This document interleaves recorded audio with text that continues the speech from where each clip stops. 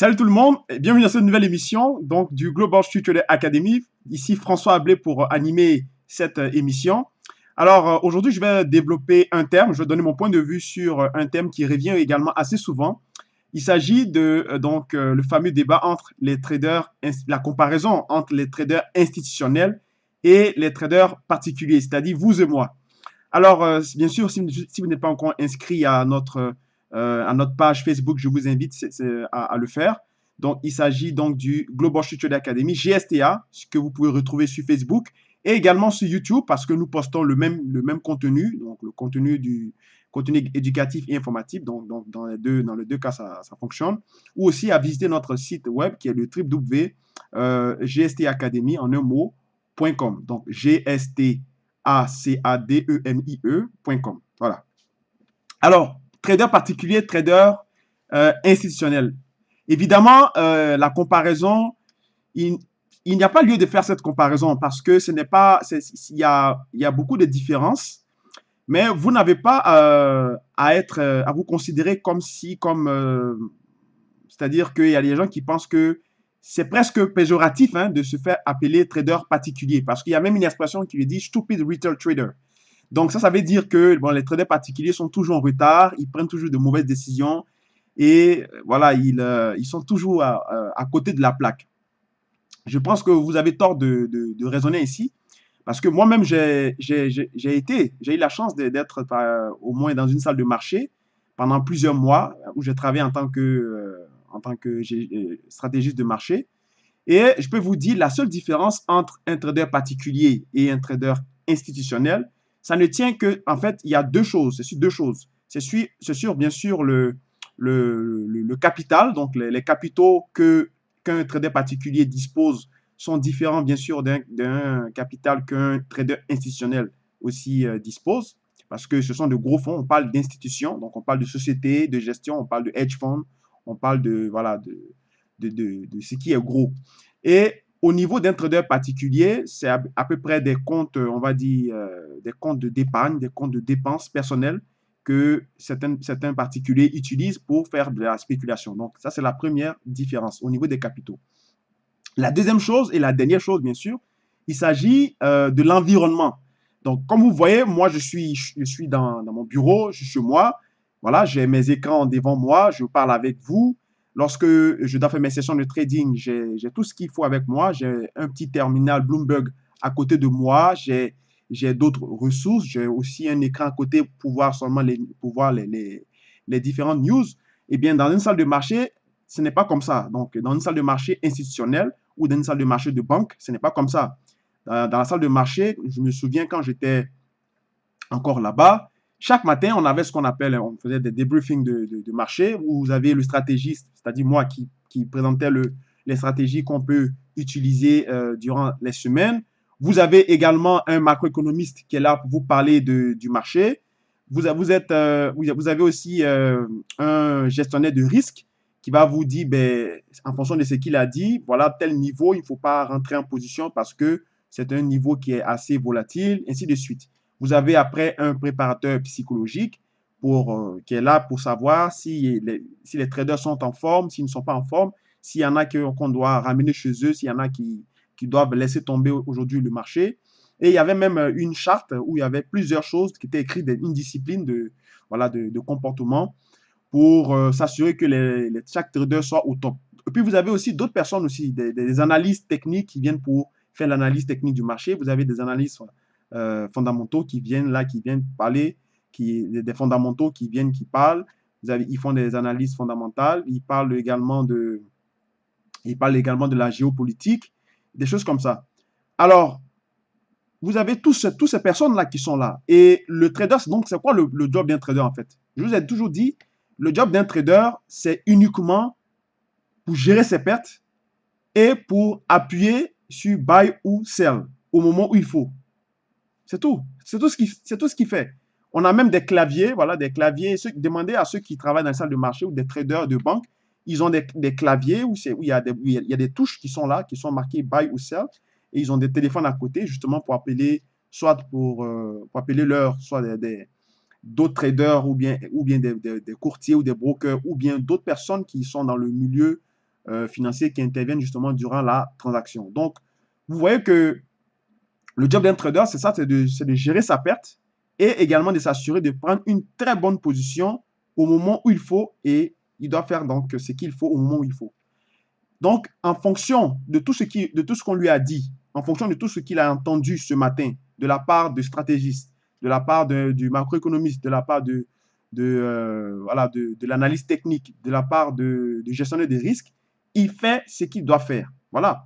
Alors qu'un trader particulier, justement, c'est-à-dire vous et moi, c'est nous-mêmes qui faisons toutes ces tâches. C'est-à-dire, un trader particulier est à la fois un analyste technique, il est à la fois un analyste fondamental, il est à la fois un gestionnaire des risques parce qu'il doit gérer son risque, il est à la fois un économiste quasiment, il est à la fois un géopolitologue. Donc, c'est-à-dire que nous seuls, on fait le job de plusieurs personnes. Donc, la comparaison n'a pas lieu d'être, d'accord? Il n'y a pas vraiment à avoir honte ou à avoir, justement, à être gêné de se qualifier d'être trader particulier. Parce que la différence ne tient uniquement qu'aux capitaux et à l'environnement. D'accord? Vous prenez un trader particulier qui a l'habitude de travailler, vous le mettez dans une salle de marché. Moi, je suis confiant qu'il va battre tous les traders qui sont dans la salle. J'ai déjà été, donc j'ai vu un peu l'atmosphère. J'ai déjà souvent une fois, on assistait à une session, à une annonce de news, je pense que c'était sur la production industrielle. On était en train de trader le S&P en futur. Et il y a un trader j'étais assis à côté de lui, il m'a demandé, et Frank, qu'est-ce qu'on fait? Est-ce qu'on achète ou on vend? Ah, c'est pas moi de te dire qu'est-ce qu'on achète ou on vend, c'est toi qui es le trader. Moi, je t'ai donné donc ma part, ma vision, et c'est toi qui dois justement prendre cette décision. Donc, vous voyez, donc il y en a quand même parmi eux qui ne sont pas aussi top que, bien sûr, les traders particuliers. Parce que souvent, ce qu'on entend quand on voit souvent des gens dire, oh, trader institutionnel, il travaille pour Goldman Sachs, il travaille pour JP Morgan, il est vraiment costaud. Donc, ça fait peur, ça fait rêver et tout ça. Vous n'avez pas à rêver ou bien à envier ces personnes. Je vous dis que ça ne tient qu'à deux choses, au capitaux et à l'environnement. Si on vous prend, si vous êtes trader particulier et que vous avez l'habitude de transiger, que vous avez l'habitude de faire des gains, même si c'est sur un petit compte, si on vous met dans une salle avec tout ce qu'il y a autour, tout le support qu'il y a autour, avec les mêmes capitaux, avec de nouvelles dispositions, vous risquez, vous allez faire beaucoup mieux que ces personnes-là qui le font. Parce que, encore là, les traders particuliers ne peuvent pas ne peuvent pas détenir un certain capital, c'est-à-dire très, très colossal. C'est-à-dire, la, la, la plupart des gens que je fréquente en tant que trader particulier, y compris moi-même, je n'ai jamais entendu que quelqu'un dispose d'un capital au-delà personnel, un capital personnel d'au-delà d'1 million. Voilà. Et 1 million pour un trader personnel, un trader particulier, c'est beaucoup. C'est beaucoup d'argent, vous comprenez? Mais pour une institution, c'est rien, c'est très peu. Hein? Le capital avec lequel les traders transigeaient lorsque j'étais justement dans cette salle de marché, ils avaient un capital à peu près de environ 20 à 25 millions. OK? Donc 20 à 25 millions, ça c'était justement pour les juniors, c'est-à-dire ceux qui venaient de commencer, ceux qui avaient un petit peu d'expérience, ils tradaient avec ça. Sinon, ceux qui étaient expérimentés, ils avaient encore plus, vous comprenez? Donc, du coup, ça fait que ce n'est pas les mêmes dispositions. Donc, vous n'avez pas à vous comparer aux traders particuliers, pardon, aux traders institutionnels, parce que les traders institutionnels, c'est les capitaux et l'environnement. Sinon, en ce qui concerne le job, en ce qui concerne l'environnement, c'est-à-dire le travail même typique d'un trader, il n'y a vraiment pas de différence ou à la limite même un trader particulier est mieux aiguillé qu'un trader institutionnel parce que en général, les traders institutionnels, si vous ne savez pas, ce sont des gens qui sont en général issus de brillants programmes de finance ou de mathématiques ou des ingénieurs. Je me rappelle, on avait eu même un mec dans la salle de marché qui avait été même, qui avait fait je crois, sa maîtrise à l'université de Yale. Donc, l'université de Yale University, c'est quasiment le numéro 2 après Harvard. Donc, c'est des gens comme ça qui sont, en fait, qui travaillent pour les banques. C'est ce profil-là, en fait, qui travaille pour les banques. Mais en ce qui concerne l'activité de trading en question, c'est-à-dire le raisonnement qu'il faut avoir, l'étoffe, disons, la connaissance. Les traders particuliers sont beaucoup plus aiguillés que ces personnes dont je viens de citer parce qu'ils sortent des universités, c'est des théoriciens, ils ont beaucoup de bagages, certes, mais le trading, c'est une question de pratique. On compare souvent le trading au sport.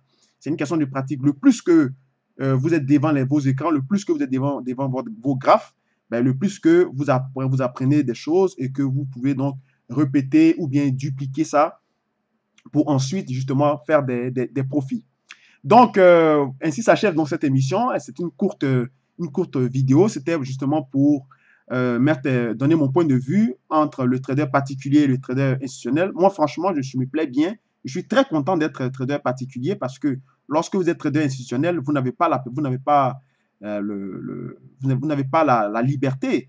Je me rappelle, lorsque j'étais encore là, il fallait demander la permission pour prendre une position. Il fallait attendre justement l'approbation du gérant du sales floor manager, c'est-à-dire le gérant de la salle de marché, qui lui allait transmettre ça justement à certaines personnes qui étaient au-dessus de lui si tel trader pouvait prendre cette position-là. Donc, du coup, on manquait souvent des opportunités comme ça. Bref, ainsi pour dire que les traders particuliers n'ont pas à envier en aucun cas un trader institutionnel parce que la différence ne tient qu'aux capitaux et uniquement aussi à l'environnement, c'est-à-dire à tout ce qui est flux d'informations et tout ce qui est équipe qui supporte justement, qui vous supporte dans votre activité de trading. Alors, merci donc d'avoir suivi cette émission. Je crois que j'ai donné mon point de vue, s'il a été succinct. Si vous avez également des questions ou également aussi un autre point de vue, n'hésitez pas à le mentionner en dessous de la vidéo. Ça me fait plaisir de vous lire chaque jour. Et puis, n'oubliez pas également de vous abonner à notre chaîne YouTube et à notre chaîne Facebook GSTA, donc Global Street Trader Academy, ou de temps en temps à visiter notre site web pour voir un peu en ce qui concerne donc la vitrine de GSTA, donc nos activités et en fait qui nous sommes derrière parce que nous sommes assez récents.